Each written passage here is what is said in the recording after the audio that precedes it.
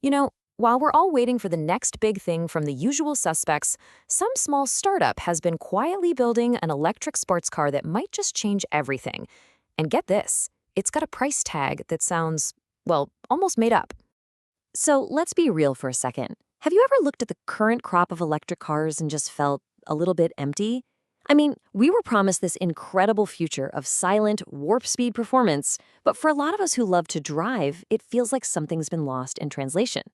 I mean, let's face it, the EV market today is pretty much a sea of these massive 2.5-ton SUVs and sedans.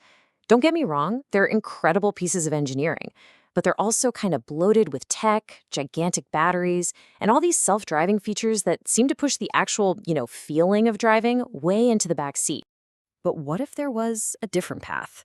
What if an EV could just reject that entire trend? Something raw, something lightweight, something built from the ground up to be a true driver's machine, not just a rolling smartphone. Well, guess what? That car actually exists.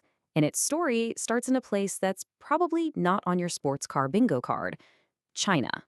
Say hello to the JMEV S01. The name literally stands for Small Sports Car O1, which tells you everything you need to know about its mission. It comes from a startup you've probably never heard of, but it's got some serious muscle behind it thanks to a big investment from the tech giant Xiaomi. Yeah, that Xiaomi. Okay, let's get into the numbers because this is where your jaw is going to hit the floor. First up, the price. In its home market of China, this thing starts at the equivalent of about 31,600 US dollars. No, that's not a typo. Just let that sink in for a second. Next up, the weight. This car clocks in at just over 3,000 pounds. Now, for any car, that's pretty light. For an electric car, that's practically a feather. To put it in perspective, it is literally lighter than a gas-powered Porsche Cayman. So you've got this super light chassis, right? Well, they've paired it with a dual motor setup that kicks out a very healthy 429 horsepower.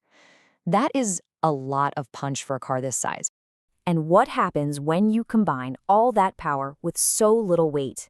You get a 0 to 62 mile per hour time of 2.9 seconds.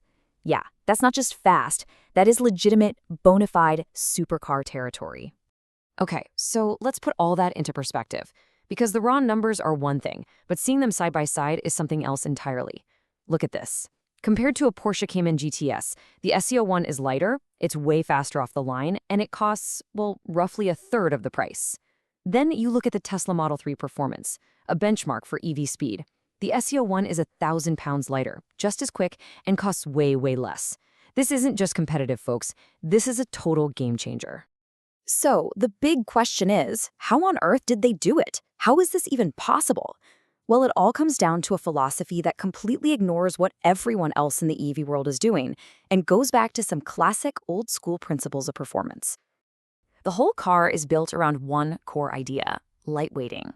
See, instead of chasing range by cramming in a massive, heavy battery or chasing speed with monster motors, they just focused on making the car as light as possible. It creates this amazing virtuous cycle. A lighter car handles better, accelerates faster, and is more efficient. It's not magic, it's just pure physics. And you can see that difference in philosophy absolutely everywhere. Most new EVs are all about massive batteries for max range and sticking every single control inside a giant touchscreen. The SC01? It's the polar opposite. It's all about physical, tactile controls, perfect balance, and just pure, unfiltered driver engagement. It really is like an analog soul in a modern electric body. And this isn't just some marketing fluff, okay? It's backed up by some seriously cool engineering. For starters, it's built on a steel tubular space frame. That's proper race car stuff, designed for maximum stiffness and low weight. Then, they put the battery behind the cabin, not under the floor like everyone else. Why? To get that perfect mid-engine balance and a ridiculously low center of gravity. It's got track-focused pushrod suspension. The cockpit is full of real physical knobs and switches. Some are even on the ceiling. And oh yeah, it has a proper mechanical handbrake for real driver control. And get this, the driver can actually choose between all-wheel drive, rear-wheel drive, or even front-wheel drive. That level of choice is just unheard of. I saw this quote from Vision Effects TV that just nails it. They said it looks like a modern-day Lancia Stratos had a child with a Lotus Elise. And that is just perfect. You've got the wild, aggressive look of the classic Stratos rally car, mixed with that pure, minimalist, less is more philosophy of a Lotus. What a combo. But believe it or not, the car itself is only half the story. The way they're planning to bring it to the world is just as unique and, frankly, fascinating. This is not your standard global launch. It's a bit of a complex web, but it's really clever when you break it down. So the idea comes from the startup. The actual manufacturing is done in China by a company called JMEV. The money comes from Xiaomi. But, and this is the genius part, to get it into Europe, they're setting up a whole new company to assemble the cars in Italy. Yeah, the spiritual home of the supercar. Okay, so just to recap, back in China, this thing is an absolute steal, a performance bargain at right around 32,000 bucks. Now for the European version, that price jumps a lot. We're talking an estimated $71,000. So what gives? Why the huge leap? Well, it's a mix of a few things. You've got the cost of assembling it in Italy, the expense of getting it certified to meet all the strict European regulations, and a clear strategy to position it as a more exclusive premium product. And when I say exclusive, I mean it. They're only planning to build 1,000 of these cars for all of Europe. That's it. So this isn't about volume. This is a very special boutique offering for a handful of really dedicated driving fans. Okay, so let's zoom out for a minute.